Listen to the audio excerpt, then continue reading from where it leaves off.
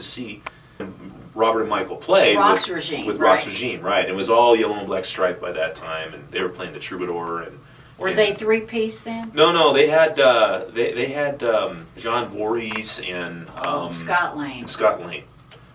Scott Lane was on guitar. John was on bass. Yeah. And so they were doing that whole thing out, and I remember going to see it and looking at it, and the stage looked great. I mean, yellow and black stripes everywhere. Yeah. The cabinets, the guitars, everything was like crazy, and I was like, "This is pretty cool," you know.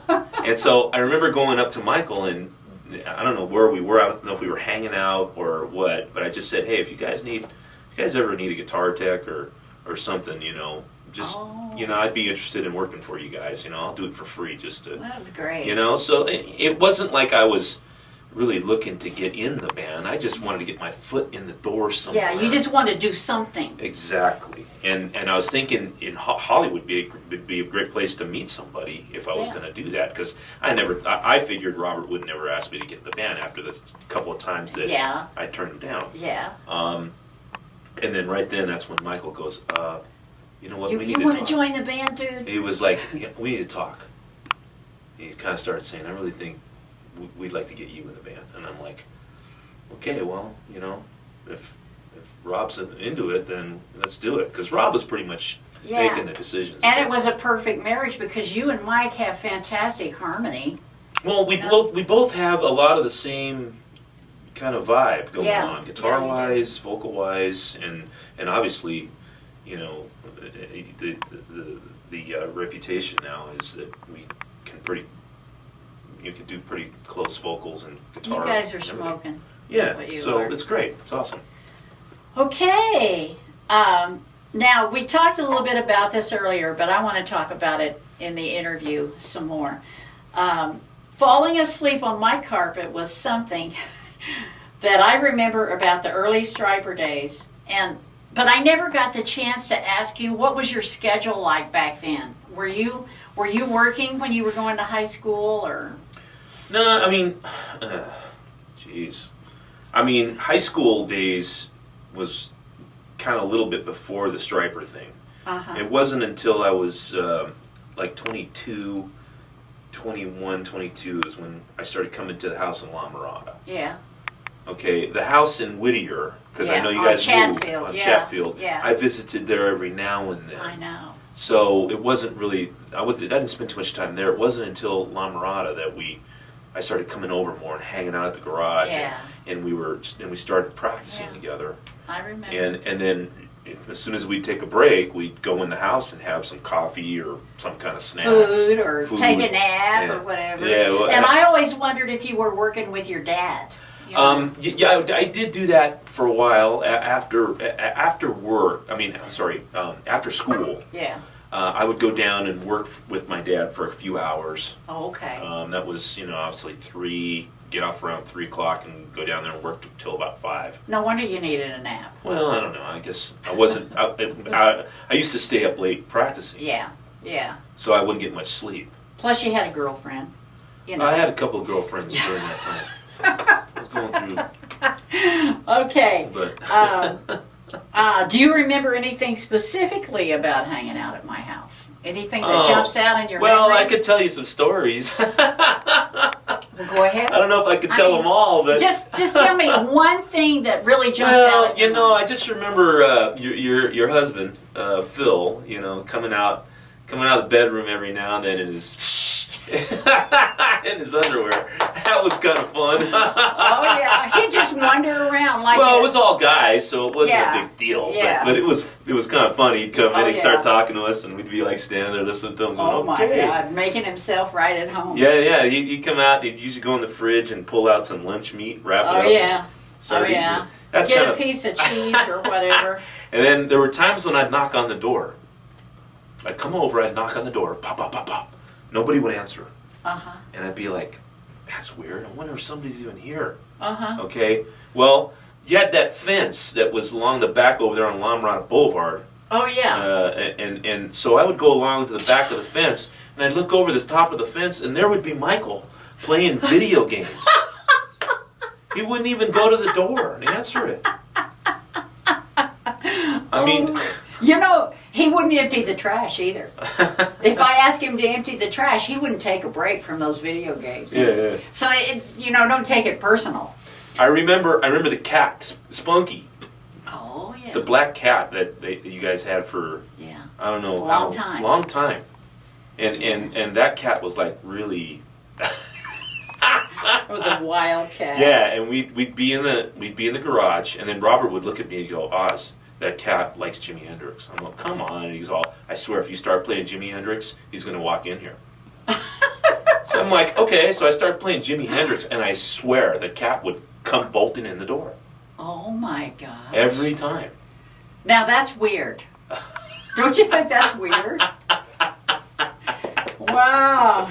Well, what is an early gig that stands out in your mind? Early gig. Oh my gosh.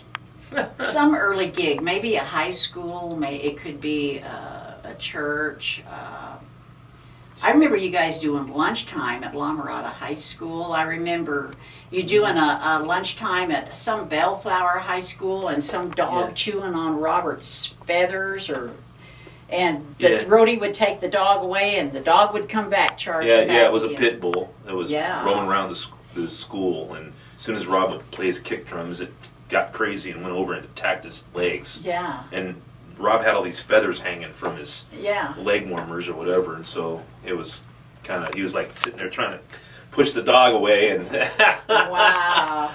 I mean, you know, that's one story. I mean, I could think of some other stuff, some other times. I mean, there's, let's see. Did you ever break a lot of your guitar strings in the early days? Not really. I would always change my strings to make sure I didn't break anything. Usually, if you change your strings, you have less of a risk of doing that. Of course, I use my tremolo bar a lot, so that would really make them, tend to break if I used them more than one time, one show. But I think like in the early days, we would play at this place called Radio City in Orange. In Anaheim. It was in Anaheim. That was kind of a dumpy place. And I think what was the guy's name? Wasn't his last name Roach? I think so. Jerry or something like that? I think so. Yeah. And it was funny because we'd go in there to play and we'd pack the place out. And it was small. Yeah, it was really small, and it felt like he turned the heat on because it was so hot in there. And I think he was doing that to get people to buy like sodas, drinks and stuff. And because our crowd didn't drink alcohol, he would sell his drinks for like $6. He'd sell his sodas. Oh my God! What a trick! Woo! Whoa! Be careful there. Be careful. That is crazy. Isn't that crazy? We had a lot of good times, though. I mean, all of these memorable. are memories. Yeah. What's your biggest catastrophe or mistake ever on stage that comes to your mind? Biggest mistake? Or biggest catastrophe? Oh, jeez. I don't really have catastrophes on stage. Yeah. I mean, to me, it is what it is. You play live and things happen, and what do you do? I mean, I think I can tell you an incident that happened. Okay. I was at Radio City Music Hall in New York.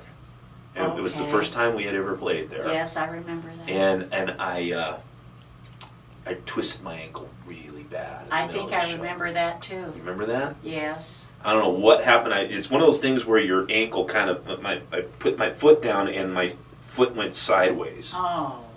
And I must have pushed it down really hard, and my ankle was throbbing the rest of the show. I could barely do. I remember Mike saying, "Yeah, we're worried about Oz. He could barely do the show." I remember that. I finished the show obviously, and then I went back to. They carried me back to my room. Yeah. And all I could feel was pain, just pain in my ankle, pain. I was just sitting there going, "Oh, somebody do something for me!" You were out on tour at the time, weren't you? Yeah. And then somebody came in and handed me something. They had something that I could take that would help the pain. John Cleary. No, it wasn't John Cleary. Wasn't Chris Crystal? No. No. Tom Bruno? No. Somebody did. But they gave it to me, and afterwards I felt better. That's all I remember was I felt better. Good. And so they took me to the hospital, and you know, it And was all good after did that. they wrap up your foot or something? Well, yeah, they wrapped my foot, but I had to stay off my foot for like a week, and we had a whole week of Shows. promotions. Yeah. No, we had promotions that Okay, week. so like what, in stores and whatnot? Yeah, in-store signings and all that stuff, and I couldn't go to any of them because I was laid up in the hotel room the whole time. So Well, fortunate that there wasn't any gigs. yeah, for a little while. But then I did have to. The first gig, I had to be on crutches. I don't know, I don't know how that. you could do that. I don't know how anybody could play guitar on crutches. Well, I had a stool, you know, and I would sit there like this, and my foot would be kind of up, and I'd sit there and I'd play, and every once in a while, I just couldn't help it. I'd have to get up and go. That is funny. Oh my gosh. Hey, Oz, if you could go back and redo all or some of the Stryper days, what would you change if you wanted to change anything at all? I probably would have invested my money a little better. I think a lot of people lost money though. Yeah, you know, there was a lot of money that was made, and I spent a lot of it. I mean, I didn't know any better, to be honest with you. But you weren't a reckless spender. I tried not to be, but, you know, I probably could have done better things. Yeah. I could have done better things with it. I could have, you know, maybe invested in some other houses or something. Yes. And then, you know, it's just, you know, it is what it is. You learn from... Well, one thing that killed everybody though was when the bottom fell out of the real estate market in California. Do you remember that? Yeah, that didn't that happen a little later on? 96. Yeah, 96. see, and that was after the band was already Yeah. pretty much split Yeah. up. Yeah. But it still affected everybody. Yeah, it did. You know, It did. I know it affected I know. me. I know. After we split up in 1992, and then I couldn't afford to keep my house anymore, so we ended up losing it. But Let me give you a little pat. thanks, Mom.